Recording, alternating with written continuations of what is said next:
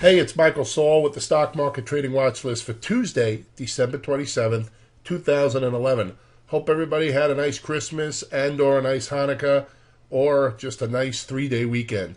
Now, this is the third time I'm doing this video, I guess. The second time, I checked the time and it was running at over 20 minutes.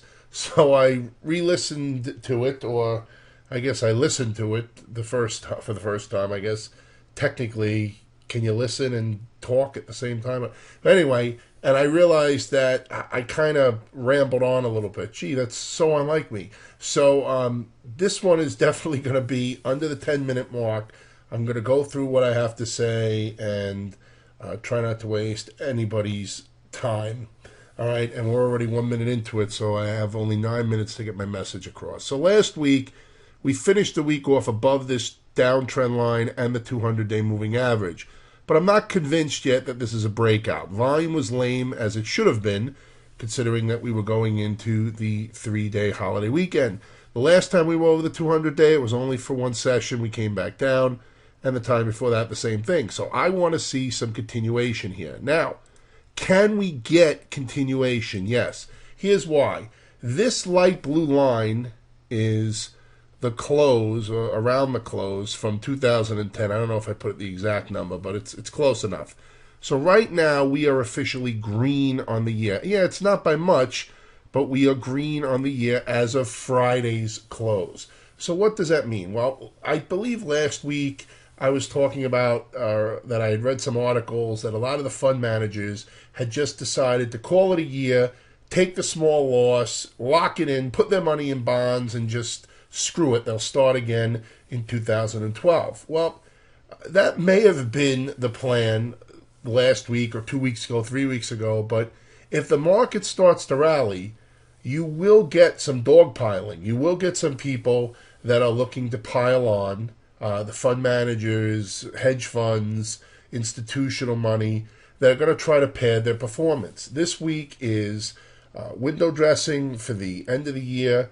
And we also have the January effect kicking in, despite what some, just lying people tell you, or I don't even know how to put it without sounding like I'm insulting them. But just whatever. That the January effect starts whenever they feel like, starting it, okay? The way I've been tracking the January effect over the past decade or more that I've been following it is, I start the last few days of the year, and then it ends. I end it the first few days of the year. And I'm going to do a video on that, actually, when I'm done with this. All right, so you should be able to watch what I have to say about the January effect. Now, that being said, that doesn't mean we have to rally here. All right, yeah, now that we're green on the year, ever so slightly, okay, on the S&P here, maybe we just rotate and consolidate here and wait till next year and the volume coming back in and some money's being put to work begin the year. I don't know, all right? But what I'm saying is, please do not rule out that we can't get some upside here, all right? Can we pull back? Absolutely. Can we go sideways? Absolutely. But just because the volume's kind of lame, it doesn't mean that if we start to stay a step higher, even though there's only 4 days left, okay, if we start to see some upside push, that we can't get some people saying, oh boy, I better get on board here and make sure I'm not left behind.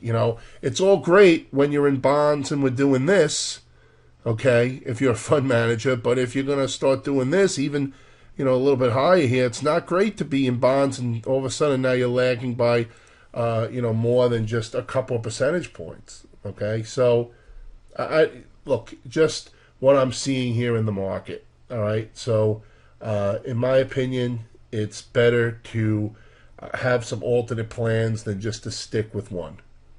All right, so that's the S&P. NASDAQ is lagging, but that doesn't mean it can't catch up.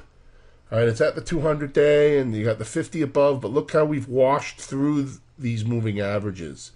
They haven't put up a big fight. I love how we closed right at the 200-day on Friday. All right, so here's the Russell. Russell also has the 200-day moving average, okay, to get above as well. Okay, I don't like the way that range contracted up here, but I mean, it was into a holiday week. Friday was a real narrow range candle. So that means we could see some range expansion off the Russell here, which would likely be range expansion across the broad market as well. Let's look at some sectors. Here's the semiconductors. I mean, you got the 50-day moving average as potential resistance, but you can see how we washed through it here and here. So I don't know how much resistance it will potentially be if we trade up there, but 200-day moving average is probably the major level to watch. Here's the banks. Not acting so bad here anymore. Came down to the 78.6. It held, bounced up, then we pulled again, and now it looks like it could be looking at a short-term breakout here if it can get above this level here, and most importantly, this tall candle. 40.50, in my opinion, is the level to watch on the banks here. Okay, look at a couple of stocks. Bank of America. I mean, this was a real nice buy under $5. I wish it would have, what a horrible word to use, right? But I wish it would have rotated a little bit down here, like between 490, what was the low here? 492 and maybe 502. I'm watching this for a January effect play. But it was a nice move here. You're talking about 13% or something a little bit more. All right, Northern Trust was one I was watching. Okay, it finally broke on Thursday, but didn't really get far on Friday. All right, here's broker-dealer, right at the 50-day moving average here. Goldman, I mean, this just doesn't look really that nice here. Okay, the upside volume, yeah, I know last week it's usually light volume, but still, I mean, you can see the difference here, the bearish volume leading into the last couple of days of last week. I mean, this just does not look good. If we do roll over, if we do pull in, I'd be watching these financials and the broker-dealer group especially. Here's Morgan. They're looking better, a little bit better, and Goldman just looks like crap. Here's the cyclicals. Projected resistance up here. Okay, look at Alcoa. Looking like crap. Looking like Caterpillar. We're not looking great, but all right. Let's see. The HMO, which is the healthcare, stalled at the 78.6, but now it's attacking it again. See if we can get through it. Is Aetna? We were watching this a little bit ago. Took my eye off the ball, and it got the break here. It's WLP. Watch the 200-day moving average, but overall, it's just in a range. Here's GLD. This is how I watch gold. This is the gold ETF. Look, this looks like a bear flag to me. Okay, this does not look strong at all. The impulse was this move through the 200-day. So I'd watch GLD for lower prices. Of course, always have to wait for confirmation on these because they could get moves, news related, stuff like that. All right. Here's SLV. Also looks like crap. Looks like it may want to break down towards to get back under 20 here. If this could get some real good momentum to the downside. All right. Down here. Back to this level. Okay. Let's look at Research in Motion. All right. Had the takeover rumor. Potential resistance here. Watch what it wants to do. I think if it dips down and could retest these lows, could offer a January effect trade, but we'll see. Google, looking good. I mean, just creeping up. It's not screaming like everybody's like, oh, Google looks terrible. I don't know. It looks good to me. Look where it is. All right. I mean, it's not. Let's see. These are the highs. Yeah, these are the highs. So it's not quite there yet, but I mean, it's real close. All right, Apple. Okay, had the breakout above this little consolidation. Watch the highs up here at 4.925. Then the gap fill at 4.16. Visa just popping here. Had the nice pop out of this breakout. I mean, this thing was looking strong. even in the face of the market, pulling back. Looks like I'm over 10 minutes, so I'm only going to go a little bit longer.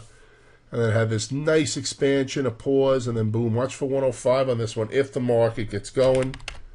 Las Vegas Sands, yeah, still in its range, within a range here. Price line. Watch the 50-day as potential resistance. Chipotle. Yeah, Chipotle not looking bad. Could this break without the market? Sure.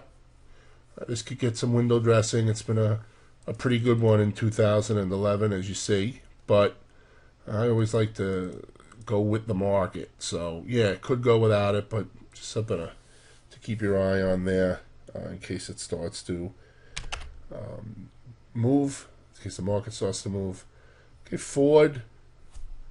It's sitting at resistance right here. Let's see what it can do from here. Not really that excited about it.